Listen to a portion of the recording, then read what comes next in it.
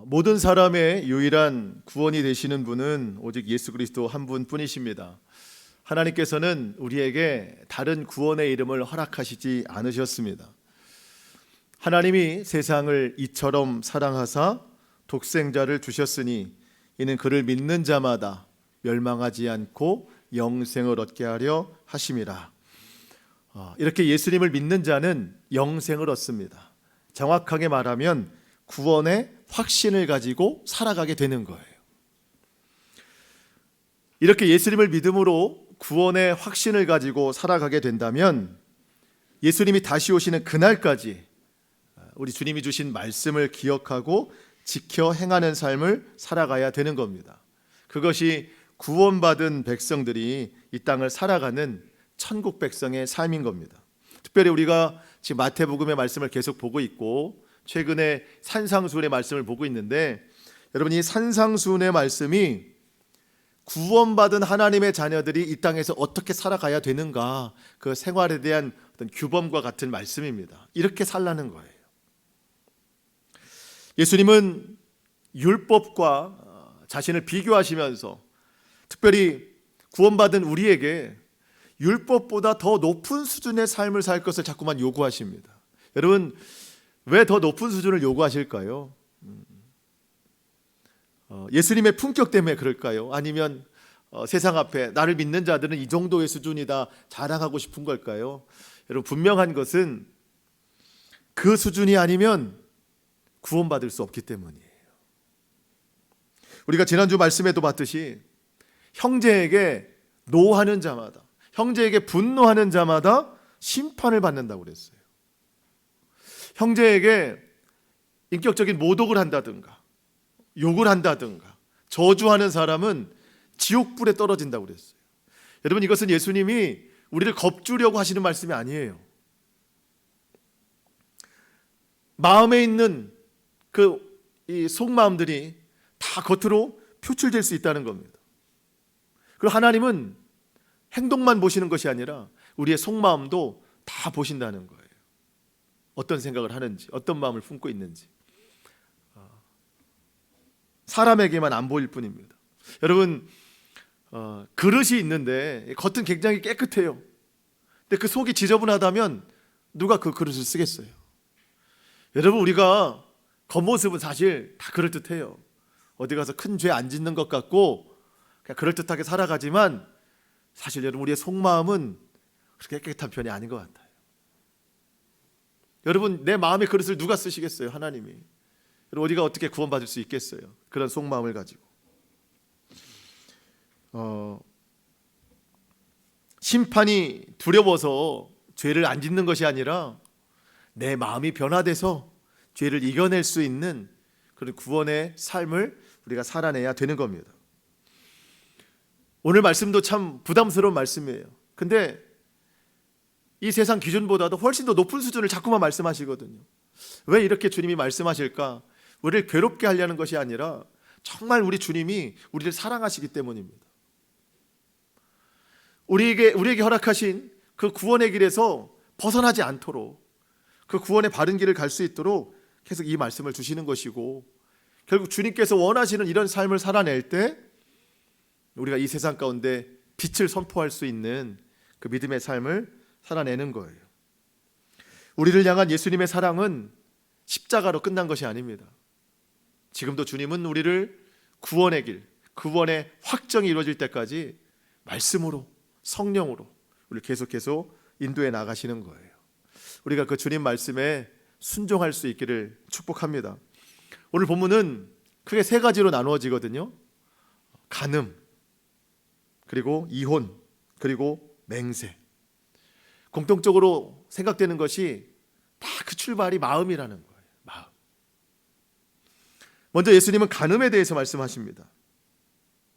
27절에 보면 율법에는 간음하지 말라, 이 행동의 간음을 금했는데 예수님은 새 계명을 말씀하시죠. 28절입니다. 나는 너희에게 이르노니 음욕을 품고 여자를 보는 자마다 마음에 이미 간음하였느니라. 여러분, 간음은 행동으로서 하는 범죄인데 마음의 음욕을 품었다고 해서 그 똑같은 죄인 취급받는 게 좀 억울하지 않습니까?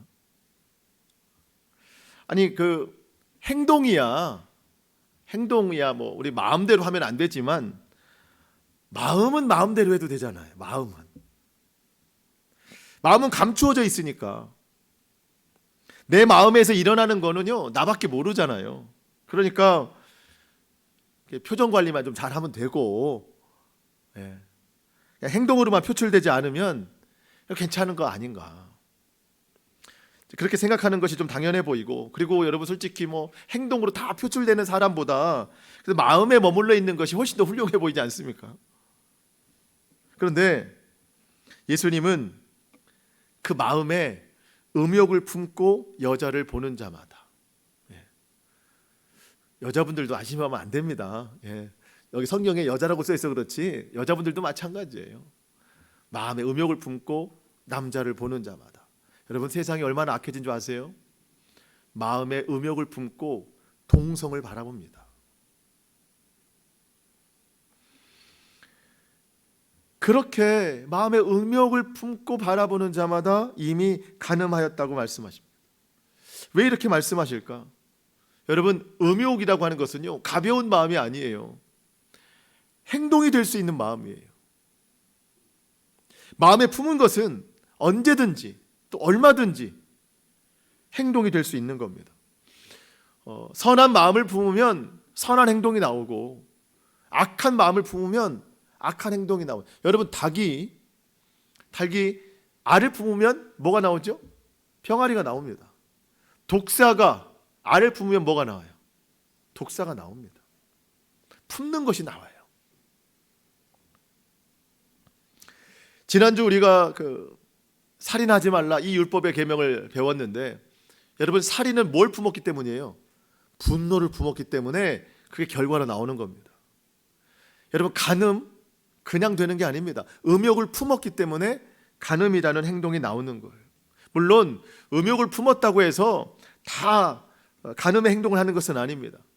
그런데 여러분 왜 사람들이 음욕을 품었지만 간음까지 안 나가는 걸까요? 뭐 여러 가지 이유가 있겠지만 법 때문에 그래요. 여러분 만약 법이 없어 봐요. 이 세상은 굉장히 혼란스럽습니다. 하나님이 율법을 주신 이유가 그래요. 사회의 질서를 안정시키기 위해서. 살인하지 말라는 법이 없어 봐요. 온통 살인이고. 간음하지 말라는 법이 없어 봐요. 온통 다 간음입니다. 근데 여러분 법이 사회의 질서는 지키지만 마음은 못 지켜요. 언제든지 이 마음에 품은 것은 결과가 될 수 있습니다. 그래서 이 사회에 그런 법이 있어도 지켜지지 않는 게 마음을 못 지키기 때문입니다. 그래서 예수님이 하시는 말씀, 법을 지키는 건 당연한 일이고 그 죄의 시작인 마음을 지키라는 거예요. 사람들은 마음만큼은 자기 거라고 생각해요. 내 마음. 마음대로 못하느냐고 말합니다. 근데 여러분 우리 마음에 선한 것이 하나도 없어요. 첫 사람부터 아담 때부터 우리 마음에 선한 것은 다 뺏겼습니다. 죄에게 뺏겨버렸어요. 죄가 내 마음을 주장합니다. 내 마음에 선한 것이 없어요. 그런데 그 죄에게 빼앗겼던 내 마음을 다시 회복시켜 주신 분이 예수님이십니다. 부활의 능력이죠. 예수님이 십자가에 달려 죽으시면서 내 죄도 다 십자가에 못 박으셨습니다. 그때 나의 옛사람도 죽었고 나의 옛 마음도 다 죽었어요. 주님이 부활하시면서 우리 거듭났어요. 마음도 새롭게 된 거예요. 내 마음의 주인이 예수님이라고 우리 고백하는 겁니다. 내 삶의 주인이 예수님이시듯이. 따지고 보니까 내 마음이 내 거인 때가 한 번도 없었어요. 과거에는 마귀의 것이었고 예수님 믿고 난 다음부터는 내 마음이 누구 거예요? 예수님 겁니다. 근데 예수님이 내 마음의 주인 되시니까 달라졌어요. 예수님이 나의 마음의 주인 되셔서 주님 주시는 말씀에 순종할 때 그때 참 기쁨이 있어요. 참 행복이 있고 참 소망, 참 만족이 있습니다. 여러분, 나는 내 마음대로 그냥 쳐다보는 거거든요. 근데 주님이 내 마음의 주인 되시니까 음욕을 품고 이성을 바라봐라 그렇게 말씀하시겠어요? 여러분, 그 바라보는 것 잠깐의 쾌락이지만 결국은 그것 때문에 우리 마음이 더 고통스러워진다는 거죠. 예수님이 내 마음의 주인 되심을 우리가 인정하고 주님께서 주시는 그 선한 마음을 늘 품고 살아가야 됩니다. 그렇지 않으면 이게 다 행동이 될 수 있는 거예요. 그리고 또 한 가지, 우리가 마음의 음욕을 품지 말아야 되는 이유, 우리가 마음으로 다시 한번 거듭나야 되는 이유는 사람이 보는 것과 하나님이 보는 게 다르기 때문입니다. 여러분, 사람은 행동으로서 기준을 결정해요. 저 사람이 죄를 지었다 하면 그 행동 때문에 죄가 있느냐 아니냐 판단이 되잖아요. 그러니까 마음은 마음대로 하는 거예요. 근데 하나님은 우리의 생각과 마음까지도 다 꿰뚫어 보시는 분입니다. 그러니까 한마디로 내 마음도 하나님 앞에는 행동이 되는 거예요. 내 마음이 움직이는 것도 하나님 다 보시는 거예요. 그 마음의 죄도 하나님 앞에는 죄가 된다는 겁니다. 만약 우리가 예수님 믿지 않고 이 세상이 끝이다 그러면 이 세상이 원하는 대로 그저 그냥 마음에 담고 사는 것 그대로 살고 겉으로만 표출하지 않고 그냥 그 정도 살면 괜찮겠다 하는데, 그럼 우리는 이 세상이 끝이라고 생각하는 사람이 아니에요. 이 세상이 전부라고 생각하는 사람이 아닙니다. 우리는 영생을 소망하는 사람입니다. 그 영생의 주인이 하나님이신데 그 하나님이 내 마음까지 다 꿰뚫어 보신다고 하니 그 하나님의 기준대로 사는 게 맞습니다. 그래야 우리가 영생을 할 수 있는 거예요. 요한복음 8장에 사람들이 그 현장에서 간음하다가 붙잡힌 여인을 예수님 앞에 딱 무릎 꿇게 합니다. 사람들이 예수님 앞에 그런 얘기를 해요. 율법에는 간음하다가 붙잡힌 여인은 돌로 쳐 죽이라고 했는데 당신 예수는 용서와 사랑을 말씀하시지 않았느냐? 이 여인 어떻게 하겠느냐? 그 대답을 기대하는 것이 아니라 어떤 대답을 하든지 그 반대편의 이론을 가지고 예수님을 고발하려고 하는 악한 마음이 있었잖아요. 그때 예수님께서 말씀하시기 전에 땅에다가 손으로 뭐라고 쓰십니다. 성경에는 기록되어 있지 않아요. 그러면서 뭐라고 말씀하시죠? 죄 없는 자가 돌로 쳐라. 너희 중에 죄 없는 자가 먼저 돌로 쳐라. 여러분, 땅바닥에 뭐라고 쓰셨을까요? 모르긴 몰라도 마음에 음욕을 품은 자마다 이미 간음한 자니라. 아마 이렇게 쓰시지 않았을까. 왜냐하면 주님께서 죄 있는 자가 먼저 돌로 치라 할 때 사람들은 아무도 돌을 칠 수 없어요. 돌을 떨어뜨리고 다 돌아갔습니다. 이미 마음에 음욕으로 가득한 사람들이거든요. 누가 죄인인지 몰라요, 사실은. 아마 예수님이 그 땅바닥에 쓰신 거, 또 그리고 육성으로 말씀하신 그 말씀이 아마 거울처럼 이 사람들에게 비춰졌을 것 같아요. 그 누구도 이 여인을 돌로 칠 수가 없는 이미 마음에 음욕이 가득한 사람들. 물론 예수님께서는요, 간음을 큰 죄라고 말씀하십니다. 그런데 행동만이 아니라 마음에 음욕을 품은 것도 죄다. 이 음욕은 마음을 썩게 만들어요. 마음을 부패하게 만듭니다. 간음은 삶과 가정을 무너뜨립니다. 음욕을 품는 자마다 간음한 자요, 간음한 자는 하나님 나라에 들어가지 못한다고 말씀하십니다. 이게 어느 정도 큰 문제인가? 여러분, 29절과 30절을 한번 같이 읽어보겠습니다. 우리 꼭 읽어봐야 됩니다. 29절, 30절 시작. 만일 내 오른 눈이 너로 실족하게 하거든 빼어내 버리라. 내 백체 중 하나가 없어지고 온 몸이 지옥에 던져지지 않는 것이 유익하며, 또한 만일 내 오른손이 너를 실족하거든 찍어내 버리라. 내 백체 중 하나가 없어지고 온 몸이 지옥에 던져지지 않는 것이 유익하니라. 아멘. 여러분, 이렇게 한다고 음욕이 없어지겠어요? 내 몸을 어떻게 절단한다고 마음의 음욕이 없어지겠습니까? 그렇지 않아요. 예수님은 실제로 이렇게 하라는 것이 아니라 이 정도의 결단이 있지 않으면 안 된다는 거예요. 그만큼 음욕과 간음은 끊어내기가 어렵다는 겁니다. 하지만 반드시 이겨내야 되는 겁니다. 여러분, 우리가 오해하면 안 되는 것이 지금 예수님이 간음한 사람들, 그 사람들을 모여놓고 정신교육 시키는 게 아니에요. 모든 사람 앞에서 이 말씀을 하시는 겁니다. 그러니까 누구라도 다 이 말씀이 적용이 된다는 뜻입니다.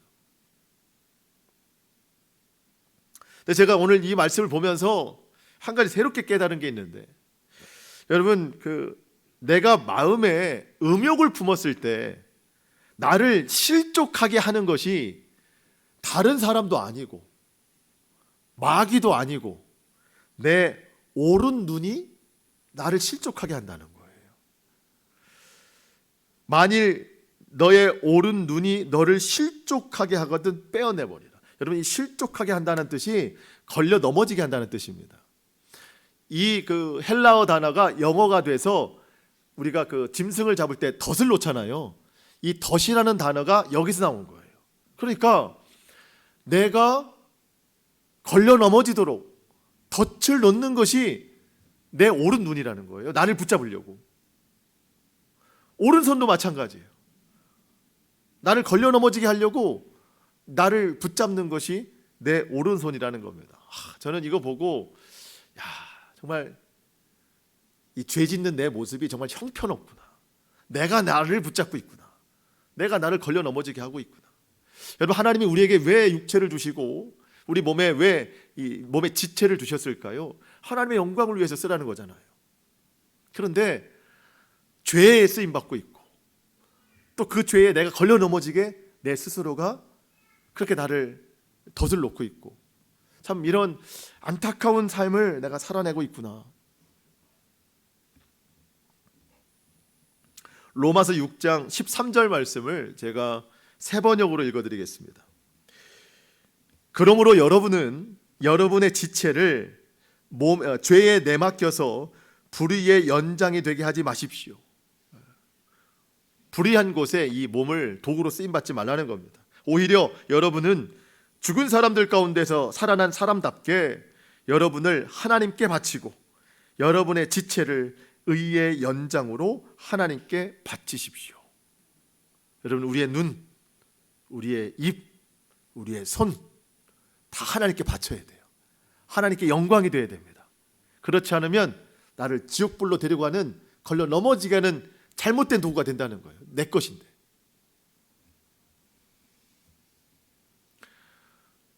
여러분, 우리는 이 사실을 그냥 받아들이면 안 돼요. 굉장히 충격적으로 받아들여야 될 것 같아요. 내 몸, 내 마음, 어떤 것도 내 것이 아닙니다. 다 하나님께 바치는 것이 되어야 됩니다. 그래야 내가 살 수 있어요. 우리가 쓰는 믿음의 언어들 중에 자주 쓰는 말이 충만이라는 단어가 있어요. 충만. 여러분, 누구랑 대화하다가 누군가 충만이라는 단어를 쓰면 그분은 예수님 믿는 사람이에요. 대부분. 왜냐면 이게 용어들이 또 정해져 있더라고요. 대부분. 여러분, 충만이 뭐죠? 충만? 가득 채워져 있다는 거잖아요. 가득 채워져 있다. 더 이상 뭐가 들어올 수 없다는 겁니다. 컵에 물이 가득 채워져 있다. 충만이라는 거예요. 여러분, 우리의 마음이 은혜로 충만해야 돼요. 그래야 다른 게 못 들어와요. 오늘도 우리가 주일 예배를 드리고 있잖아요. 여러분, 이 시간에 어떤 마음으로 예배를 드려야 되는가? 충만하기를 사모하는 마음으로 예배를 드려야 돼요. 여러분, 예배는 횟수가 아닙니다. 예배의 자리에 앉아있다고 끝나는 게 아니에요. 마치 식탁이에요. 식탁. 식탁에서 밥을 먹고 그 날을 하루를 살아내야 되는 육체의 에너지를 우리가 먹듯이 영의 식탁이에요. 이 시간 여러분들이 예배하면서 일주일 동안 살아갈 그 은혜, 말씀, 성령이 충만해야 다른 것이 들어올 수가 없는 거예요. 방해가 있고 유혹이 있어도 우리가 이겨낼 수가 있는 겁니다. 왜 자꾸 나는 넘어지고, 왜 자꾸 죄에 손대고 마음의 음욕과 탐욕이 가득할까? 비어 있어서 그래요. 들어올 자리를 남겨놔서 그렇습니다.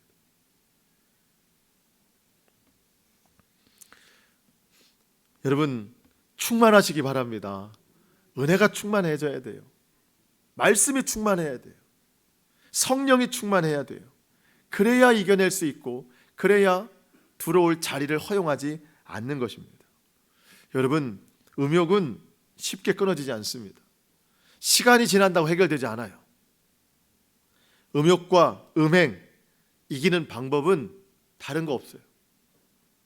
주님을 더욱 사랑하는 방법밖에 없어요. 부활하신 예수님께서 제자들을 찾아오셨습니다. 갈릴리 바닷가로 오셨어요. 베드로에게 3번 물으십니다. 첫 번째 질문이 의미가 있어요. 요한의 아들 시몬아, 내가 이 사람들보다 나를 더 사랑하느냐? 이 의미가 정확히 어떤 것인지는 나중에 천국 가서 물어봐야 돼요. 하지만 3가지로 생각해 볼 수 있어요. 베드로야, 네가 이 사람들을 사랑하는 것보다 나를 더 사랑하느냐? 두 번째, 베드로야, 이 사람들이 나를 사랑하는 것보다 네가 더 나를 사랑하느냐? 네가 그동안 나의 수제자였는데 나를 사랑하는 것도 다른 사람들보다 나아야 되는 것 아니냐?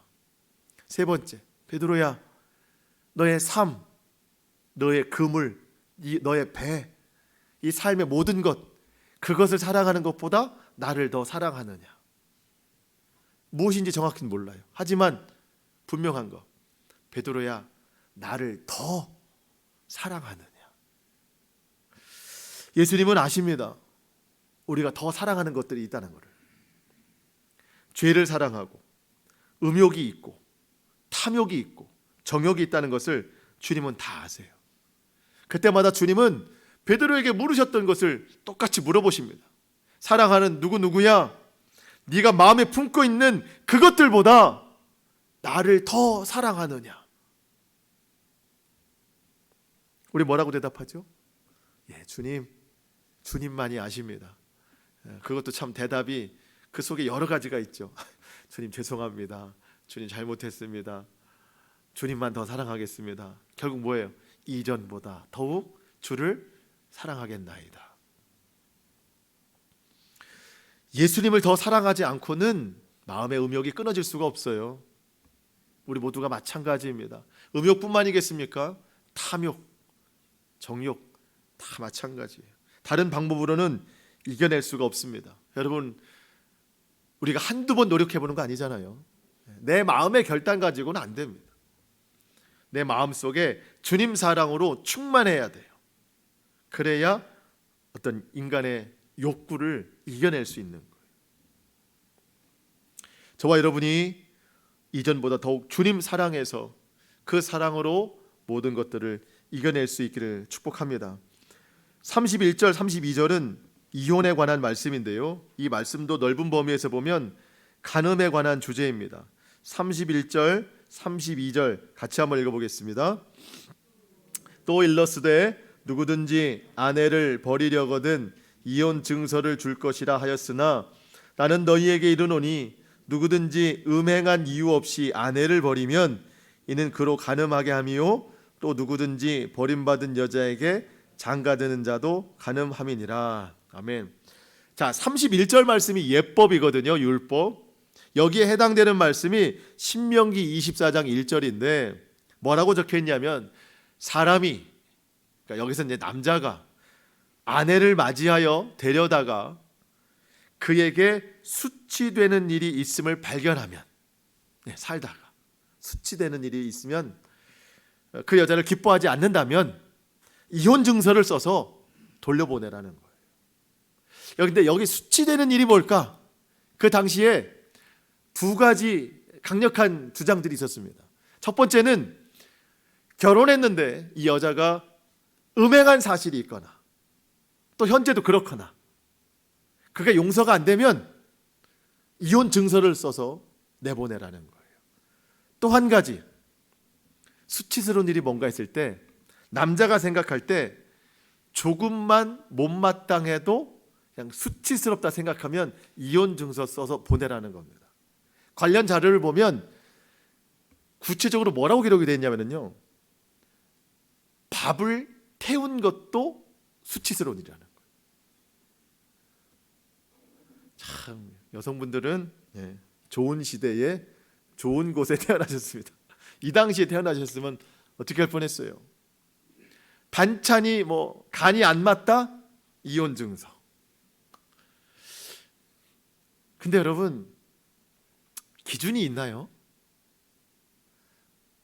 그 남자 그날의 감정, 그날의 기분 좋으면 다 허용이 되고, 그날 밖에서 안 좋은 일 있으면 반찬 탓을 하면서 이혼 증서. 그날 마음에 음욕을 품고 누구를 봤다, 저녁에 이혼 증서. 그날 기분이 나빠요. 근데 정확한 이혼 증서는 없어요. 이혼 사유는 없어요. 그냥 거짓말을 해요. 내 마음이 불편하다, 수치다, 그럼 이혼 증서. 사람들이 악이용하는 거예요. 예수님이 왜 이혼 증서법을 말씀하셨는가? 그 당시에는요, 여성들은 직업을 갖지 못했어요. 때가 되면 결혼을 해야만 했었고, 그러니까 결혼해서 사는 것만이 여자가 생활을 할 수 있는 유일한 길이었습니다. 그 당시에는. 근데 집에서 쫓겨났잖아요. 이혼 증서가 없으면 다른 남자랑 재혼할 수가 없어요. 그러니까 이혼 증서가 있어야 간음법이 적용이 안 되는 겁니다. 그래서 여성을 보호하자고 이 이혼 증서를 써주게 돼 있는데 남자들이 못 됐죠. 자기 마음대로, 그냥 자기 기분대로 이기적으로 생각해서 이거를 막 남발하는 겁니다. 예수님은 말씀하십니다. 누구든지 음행한 이유 없이, 여러분 사실 음행을 했더라도 용서하고 사랑하는 마음이 사실 예수님의 새 법입니다. 그런데 음행한 이유 없이, 특별한 이유 없이 아내를 버리면, 이 표현 자체도 참 그래요. 그로 간음하게 하는 것이요. 여러분, 이 여자는요, 이렇게 남편의 그 이기적인 생각 때문에 계속 버려지면 계속 결혼을 해야 되는데, 여러분 그게 누가 좋다고 생각해요? 계속 간음을 하게 되는 것이고, 그 여자와 결혼을 하는 남자도 간음을 하게 되는 것이고, 주님이 말씀하신 분명한 것은 그렇게 간음을 유기하는 것도, 그 버린 남자도 죄를 짓는 것이라는 거예요. 이 모든 시작이 뭐죠? 이기적인 마음이에요. 자기중심적인 마음이에요. 그 마음의 악함, 나의 악한 마음이 다른 사람을 고통스럽게 할 수 있는 거예요. 그 사람을 죄에 빠뜨리게 할 수 있는 겁니다. 여러분, 우리가 예수님 마음 담기를 원합니다. 거듭난 사람은요, 더 이상 자기중심적으로 살지 않아요. 이기적으로 살지 않아요. 예수님이 자기 자신을 버리시고 나를 구원하셨듯이 나도 내 마음의 권리를 주장하지 않습니다. 사랑하면서 사는 거예요. 겸손하게 섬기면서 살아가는 겁니다. 여러분, 예수님의 마음으로 아내를 사랑하시고, 예수님의 마음으로 남편을 사랑하시고, 예수님의 마음으로 자녀와 부모를 사랑하시고, 무엇보다 형제와 교회를 사랑하시기를 축복합니다.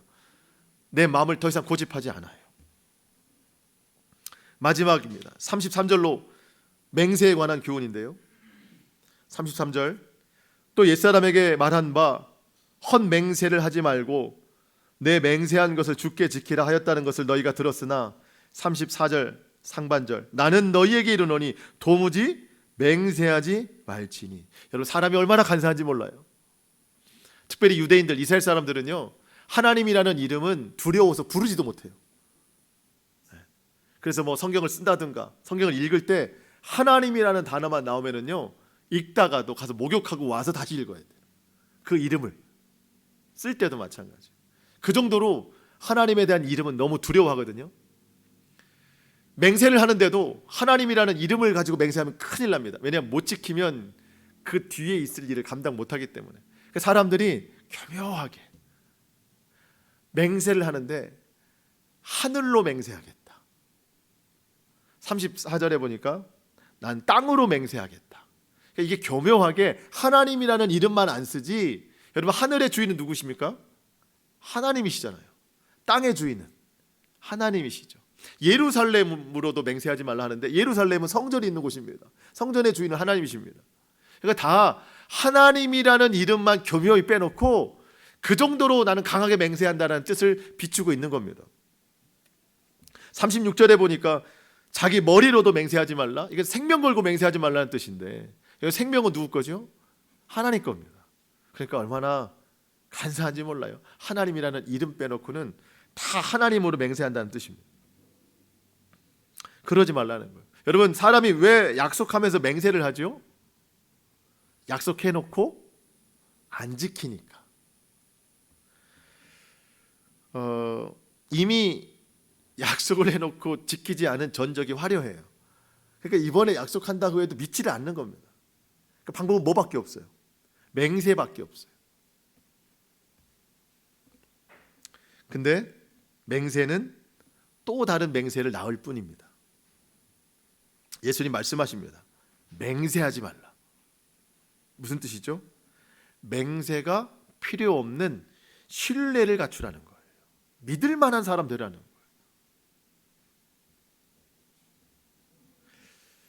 거예요. 마음에 거짓이 많은 사람이 맹세합니다. 여러분, 거듭난 사람은요, 그 마음에 거짓이 없어야 돼요. 여전히 내 마음에 거짓이 많고 거짓이 습관이다. 그런 사람은 여러분 아직 거듭나지 못한 사람입니다. 예수님의 말씀을 잘 들어보세요. 요한복음 8장 44절. 예수님이 그 서기관들 바리새인들에게 하시는 말씀인데 참 무섭습니다. 너희는 너희 아비 마귀에게서 났으니 너희 아비의 욕심대로 너희도 행하고자 하느니라. 그는 처음부터 살인한 자요 진리가 그 속에 없으므로 진리에 서지 못하고 거짓말을 말할 때마다 제 것으로 말하나니 이는 그가 거짓말쟁이요 거짓의 아비가 되었습니다. 여러분, 거짓말의 아비는 마귀입니다. 내가 거짓말을 하고 살잖아요. 나는 마귀의 자녀예요. 거짓이 마귀의 것이니까. 여러분, 거짓으로 살고 있다. 내 마음이 거짓에 치우치고 있다. 강력하게 회개해야 됩니다.